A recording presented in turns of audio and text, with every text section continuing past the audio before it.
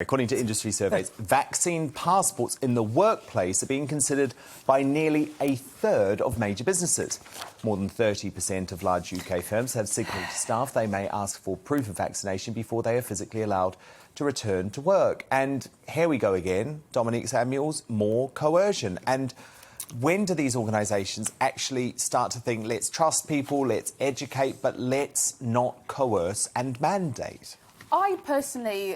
I am not going to blame those industries solely, because if we think about the way this has played out, the government has threatened nightclubs. They've said, if you don't do this of your own volition... But I think this is like offices. This is more corporate businesses. Yeah. Do you know what I mean? But the difference is they're obviously thinking, well, if they're saying to nightclubs now, you must do this, they're probably going to start spinning it on us as well. I mean, it started with the care homes, now it's turned to nightclubs, now it's turned to universities. So let's prepare for what's coming. Let's prepare, and I think it's absolutely disgusting. And you know, people like Benjamin say this is all about encouragement, and yeah, I'm going to go there. You know, if you think it's encouragement, fine, but at least be honest about the fact that you think discrimination and coercion is fine if it gets you what you want. It's not discrimination. It's by definition what discrimination is when you have someone who's refused to get the vaccine and therefore is putting other people at risk by virtue of that fact. How is that discrimination? Because let's say they work in an industry where you go into people's homes, like Pimlico Plumbers, which is one of the companies that is enforcing this no jab, no job rule. Well, you're putting your customers at risk. They're not deliberately choosing unvaccinated homes. They're deliberately choosing not to be vaccinated. By definition, saying you can't go to work, you can't go to university, you can't go to a nightclub without this medical procedure is discrimination and coercion. Not discrimination. It is by definition, Benjamin. You're arguing with the definition of words. No, it's not. And this is the difficulty. We use euphemisms like encourage, like this, like that. No, you think discrimination is fine if it gets you what you want.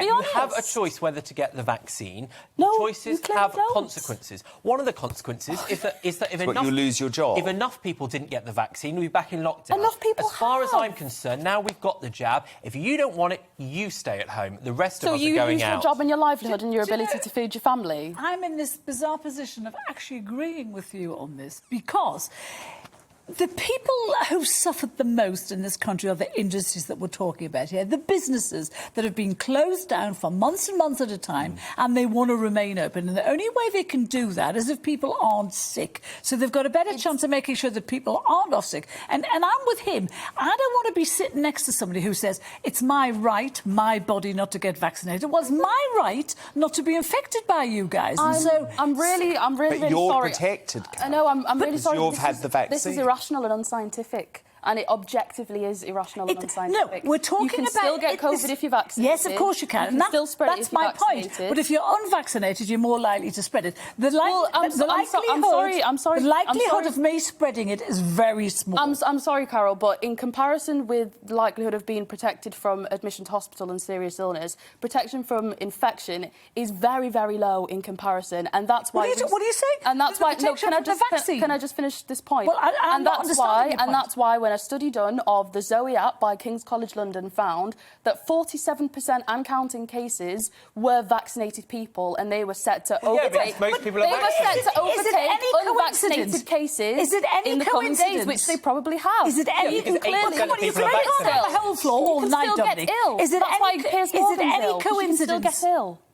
Is it any coincidence that the hospitals currently, the people who are in hospitals at the moment, are the people who are refusing to get vaccinated and the very young who haven't been vaccinated? I'm sorry, again on that. Most people that are dying at the moment... Didn't say dying. No, I will finish. I'll move on to hospitalisations as well. Most people that are dying at the moment are double vaccinated because they were the first people to get the jab, and they were... The people who are dying are very small. Because you can't have the I'm finishing my point. Most people that are dying are double vaccinated because they were the first to get it, and they were old and vulnerable. And scientists have predicted that most people that will be hospitalised will be double vaccinated. People in hospital now. I'm not talking about the dead. You're arguing with the scientists. Well, no, you're talking over, or you wanted just a whole floor. Okay, but you wouldn't let me finish my point. Well, I did. Well, the point's a long one. It should be short. Well, it's a rebuttal of your point, which you're still doing correct. So the younger people who are actually in ICU at the moment are all people, they're younger and they haven't been vaccinated. That is no no coincidence.